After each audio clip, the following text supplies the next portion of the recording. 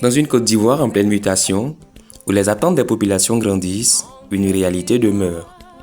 Le désenclavement reste un combat vital pour certaines régions.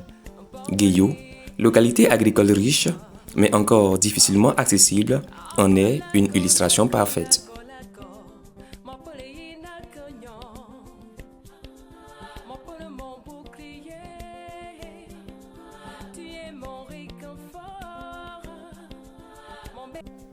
Pourtant, une lumière s'élève en dehors des couloirs politiques.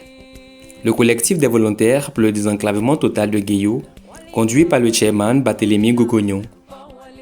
En plateau, Barthélémy Gogognon, il est consultant en communication, en marketing social, activiste des droits de l'homme. Bonsoir et bienvenue. Oui, bonsoir Ali. Comment ça va Barthélémy Gogognon? Très bien, je vais, merci beaucoup. Merci de nous rejoindre. Merci. Merci beaucoup.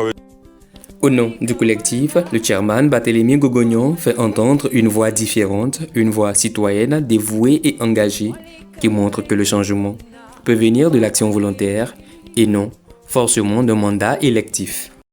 Pour dire qu'effectivement, il faut faire en sorte qu'on ne soit pas à une semaine des élections législatives ou alors d'autres élections pour démontrer qu'on aime la population. Il faut le faire quotidiennement. Il faut être plus proche des populations tous les jours. Les 365 jours être proche, de sorte que lorsque vous venez demander leur suffrage, vous n'êtes pas étranger à leur volonté, à leur aspiration. Voilà, je vais vous prendre un seul exemple, si vous le permettez. Bien sûr. Aujourd'hui, moi je suis de Guéyo. Chez moi, il n'y a pas de bitume.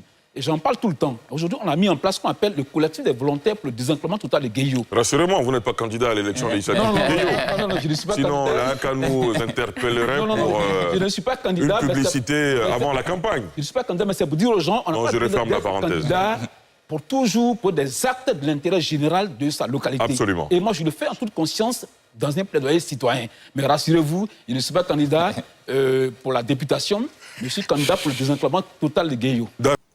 Loin des projecteurs politiques, c'est avec des images, des témoignages et des réalités de terrain qu'il pose les jalons d'un engagement sincère.